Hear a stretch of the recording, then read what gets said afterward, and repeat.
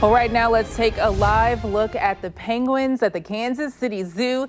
Let's get back over to Storm Track 5 meteorologist Gary Amble. Gary, shortly we might get some weather they might like soon. Well, probably. There is a chance for a little wintry mix coming in by next Tuesday. One of my favorite moments at the zoo when I was doing the zoo show was going scuba diving with the penguins. That was something. They didn't care that I was there. They just zoomed right on by. It was really something to see. Hey, your Bordner Home Improvement City Cam. This is Three Trails Crossing, and it looks like everyone's behaving themselves on the highway this morning.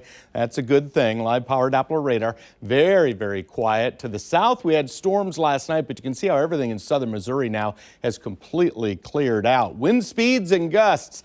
There's not much of a breeze, but every once in a while, the wind picks up and gives you a little bit of a gust. St. Joe with 23-mile-an-hour gusts, Atchison about 18, but farther to the south, those winds not very gusty, and mostly it'll be a less than 10-mile-per-hour breeze this afternoon. Hey, still waiting for the temperatures to get in gear and get going. Cameron, upper 40s, mid-40s, Maryville, Bethany right now, a little bit warmer to the south. So again, it's not as windy down here. It's a little warmer here.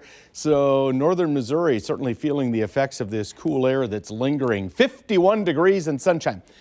From right about now, you'll see those temperatures take off and move up a little bit quicker by 2 o'clock, 57. But once we hit upper 50s, we're kind of stalling out right there. Thursday, here's how it plays out. Cool and frosty in the morning at 35. Again, cover the plants if you want to protect them.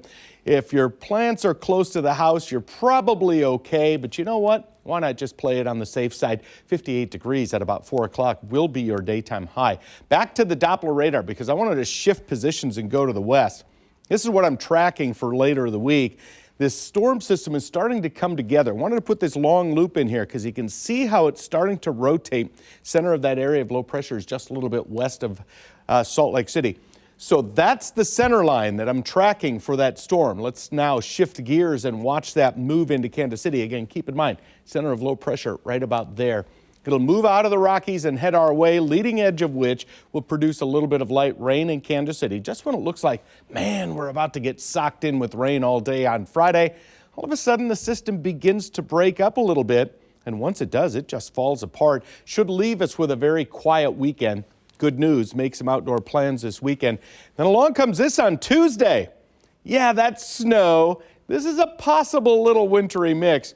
But don't go running outside to buy salt and snow shovels or generators or anything like that. This is going to be very, very weak. And again, the long-range models have a tendency to take these things and kind of overstate it a little bit. So for the most part, there's a chance you might see a little bit of light snow, but it doesn't look like that is going to stick in the ground at all. And right now you're looking at this, maybe a half inch of rain coming at us. I think it's more like a third. And that snow chance on Tuesday, that looks pretty minuscule as well. None of that will stick. Security Bank 7-day forecast. Where's the warm up?